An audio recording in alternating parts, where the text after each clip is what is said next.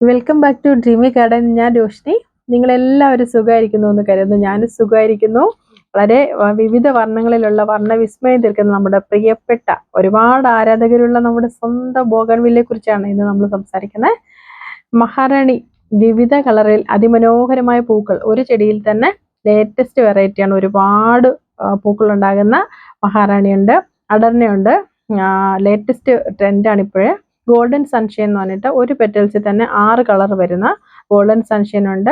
അതുപോലെ തന്നെ ഒരു ചൈനീസ് വെറൈറ്റി ഉണ്ട്, സക്കൂറ ബലാക്ക് എന്ന് പറഞ്ഞിട്ട്. അങ്ങനെ ബൊക്കെ പോലെയാണ് അത് വളർന്നു വരുന്നത്. വളരെ ഭംഗിയാണ്. അപ്പം നമുക്ക് ഏതാണ് ആവശ്യം അതനുസരിച്ചുള്ള ചെടിയാണ് നമ്മൾ സെലക്ട് ചെയ്യേണ്ടത്. അതുപോലെ ബ്ലൂ ഐസ് ചട്ടിയിൽ ഹാങ്ങിങ്ങായിട്ട് വളർത്താൻ പറ്റുന്നതാണ്. കയാട്ട പീച്ച് അതും വളരെ മനോഹരമാണ്. മിസ് വേൾഡ് മതിലിൽ വളർത്താൻ പറ്റുന്നത്. ടാങ്ക്ലോൺ ട്വിസ്റ്റർ എന്ന് പറയുന്നത് വിരിയാത്ത പൂക്കൾ, എനിക്കത് ഭയങ്കര ഇഷ്ടമാണ്. പിങ്ക്, റെഡ്, പർപ്പിൾ 3 കളർ ഞാൻ കണ്ടിട്ടുണ്ട്.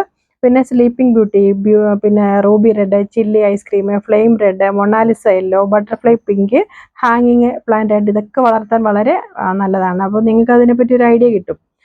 പിന്നെ റൂബി റെഡ് തിൻ സ്റ്റെമ്മാണ്. അപ്പോൾ പൂക്കളുടെ ഭാരം കൊണ്ട് മതിലിലൊക്കെ നമുക്ക് ഇങ്ങനെ പടർത്തി എടുക്കാൻ പറ്റും. ഹാങ്ങിങ് ആയിട്ടാണെങ്കിലും ചട്ടിയിൽ അങ്ങനെ നിറഞ്ഞു കിടക്കും. സൺറൈസ് വൈറ്റ്, ബ്ലൂ ഐസ്, ലോല എന്ന് പറഞ്ഞൊരു വളരെ പുതിയൊരു വെറൈറ്റി ഉണ്ട്. ഫ്ലെയിം റെഡ് ഉണ്ട്, റൂബി റെഡ് ഉണ്ട്, പിന്നെ ഫയർ ഒപ്പാല, ചില്ലി യെല്ലോ, അങ്ങനെ ഒരു കോമ്പിനേഷൻ ഉണ്ട്. അപ്പോൾ എപ്പോഴും നമ്മൾ ഈ കളർ കോമ്പിനേഷനോട് കൂടി സെറ്റ് ചെയ്ത് വെക്കുകയാണെങ്കിൽ വളരെ ഭംഗിയായിട്ട് അത് മുന്നോട്ട് കൊണ്ടുപോകാൻ പറ്റും. പിന്നെ നട്ട് കഴിഞ്ഞാൽ പെട്ടെന്ന് പൂവിടുകയും ഈ പൂക്കൾ നമ്മൾ സാധാരണ നമ്മൾ സ്വന്തമായിട്ട് വീട്ടിൽ ആസ്വദിക്കുമ്പോൾ ഈ ബോഗൺവില്ല മറ്റുള്ളവർക്കാണെന്ന് തോന്നുന്നു ഏറ്റവും കൂടുതൽ ആസ്വദിക്കുക. ടെറസിലായാലും മതിലിലായാലും ടെൻഷനൊക്കെ മാറ്റി വളരെ ഭംഗിയായിട്ട് അതിനെ കൊണ്ടുപോകാൻ പറ്റുന്നതാണ്. പിന്നെ ബോഗൺവില്ലയുടെ റീപോട്ടിങ്ങിൻ്റെ കെയറിങ്ങിൻ്റെ ടിപ്സ്. അതിന് 2 തരത്തിലുള്ള പ്രൂണിംഗ് ഉണ്ട്. ഹാർഡ് പ്രൂണിംഗ് ഉണ്ട്, സോഫ്റ്റ് പ്രൂണിംഗ് ഉണ്ട്. മഴക്കാലത്തിന് മുൻപോ മഴ കഴിഞ്ഞിട്ടോ ഉടനെ നമ്മൾ നന്നായിട്ട് വെട്ടി ഒതുക്കി കൊടുക്കുന്നതാണ് ഹാർഡ് പ്രൂണിംഗ് എന്ന് പറയുന്നത്. സോഫ്റ്റ് പ്രൂണിംഗ് എന്ന് പറഞ്ഞാൽ ജസ്റ്റ് നമ്മൾ ഒന്ന് ഷേപ്പ് ആക്കി എടുക്കുന്നു, അത്രേ ഉള്ളൂ, വെട്ടി ഒതുക്കി എടുക്കുന്നു. വളങ്ങൾ ഏറ്റവും നല്ലത് ചാണകപ്പൊടി ആദ്യം ഇട്ട് കൊടുക്കുക. വളരാനായിട്ട് നൈട്രജൻ കണ്ടന്റ് ഉള്ളതുകൊണ്ട് വളരെ നല്ലതാണ് ചാണകപ്പൊടി ചേർക്കുന്നത്. പിന്നെ അത് പിന്നെ മണ്ണിളക്കിയിട്ട് കളകളൊക്കെ പിഴുതിട്ട് വേണം നടാനായിട്ട്. പിന്നെ ഓരോ വളത്തിനും ഒരു 2 ആഴ്ച ഗ്യാപ്പ് ഇടുക. മണ്ണ്, ചാണകപ്പൊടി, എല്ലുപൊടി, കപ്പലണ്ടി പിണ്ണാക്ക്, വേപ്പിൻ പിണ്ണാക്ക് എന്നിവ വെള്ളം നിറച്ച് വെച്ചിട്ട് ഒരു 3 ദിവസം നമ്മൾ വെച്ചിരിക്കുക. എന്നിട്ട് 2 സ്പൂണ് NPKയും കൂടി ഇട്ടിട്ട് ഒരു 3rd വീക്കായി കഴിയുമ്പോഴത്തേക്കിനും നമ്മൾ നല്ല രീതിയിൽ അതിന് ഇത് മിശ്രിതം ഒഴിച്ചു കൊടുത്താൽ ഒരു 3 ആഴ്ച ആകുമ്പോഴത്തേക്കിനും നല്ല ഗ്രോത്ത് ഉണ്ടാവും. പൂവിടാറാവുന്ന ഒരു ടൈമിലേക്ക് വരും. അപ്പോഴത്തേക്കിനും നമുക്ക് DAP എന്ന് പറയുന്ന വളം നമുക്ക്, അതായത് ഡൈ അമോണിയം ഫോസ്ഫേറ്റ്, നിറയെ പൂക്കളുണ്ടാവും. ഒരു 10-14 ദിവസം കഴിയുമ്പോൾ നമുക്ക് എല്ലുപൊടി വീണ്ടും കുറച്ചുകൂടി ഇട്ട് കൊടുക്കുക. അപ്പോൾ ഏറ്റവും പ്രധാനം സൂര്യപ്രകാശവും വെള്ളവുമാണ്. ഏതൊരു ഫ്ലവറിങ് പ്ലാന്റിനും അത് തന്നെയാണ് അത്യാവശ്യം. എങ്കിലും അതുപോലെ തന്നെ നമുക്ക് ആവശ്യത്തിന് മാത്രമേ വെള്ളം ഒഴിച്ചു കൊടുക്കുക. ഒരുപാട് വെള്ളം ഒഴിച്ചു കൊടുക്കേണ്ട. ആട്ടിൻ കാഷ്ടം പൊടിച്ച് ചേർക്കുന്നത് വളരെ നല്ലതാണ് കേട്ടോ. പൂക്കളുണ്ടാകാനായിട്ട് വളരെ ഹെൽപ്ഫുള്ളാണ്. പിന്നെ റിപ്പോർട്ട് ചെയ്യുമ്പോൾ എന്തൊക്കെ ശ്രദ്ധിക്കണം എന്ന് വെച്ചാൽ, ഇതിന് ഇല തന്നെയാണ് പൂക്കളായി വരുന്നത്. പൂക്കളെന്ന് പറയുമ്പോൾ വളരെ വളരെ ചെറുതുമാണ്.